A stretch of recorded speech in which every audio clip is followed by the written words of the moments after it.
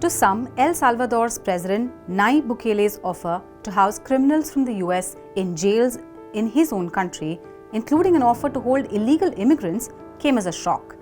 But what Nayib Bukele was doing was renewing an agreement he had made with the Trump administration in his first term, and now wanting to take that even further. Let's look at what he's promised, what the 2019 deal was, and what he's offered now. He has agreed to accept for deportation any illegal alien in the United States who is a criminal from any nationality, be they MS-13 or Tren de Aragua, and house them in his jails.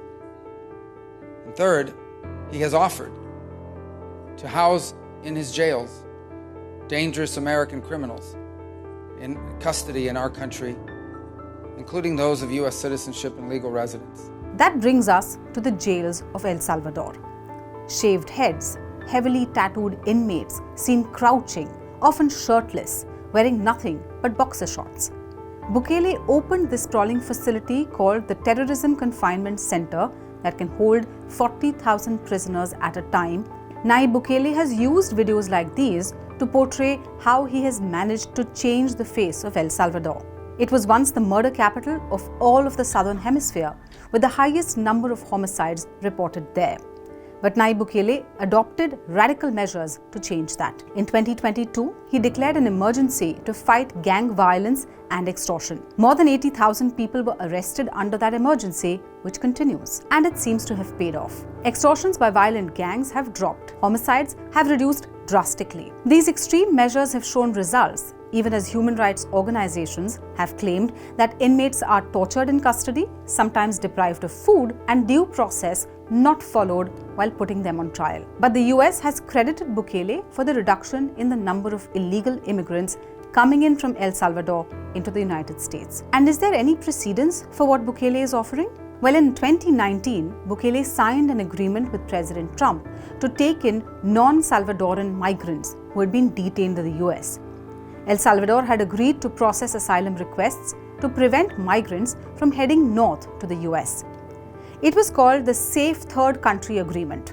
It was never implemented because of the COVID-19 pandemic that followed. The Biden administration terminated this agreement when Joe Biden won the 2020 election.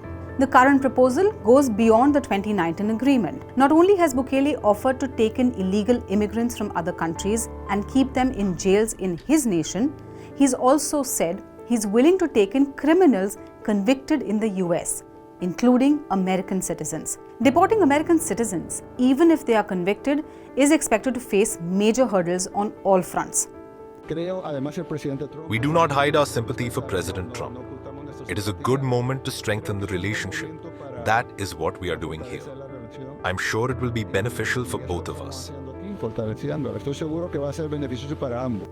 So what does Bukele get out of this deal?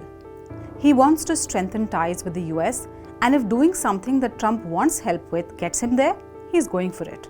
El Salvador's prison systems need funds for their upkeep. If the US pays El Salvador for housing migrants there, it would be a win-win for both, especially given that maintaining prisons when 2% of the country's population is in jails is never easy for any nation.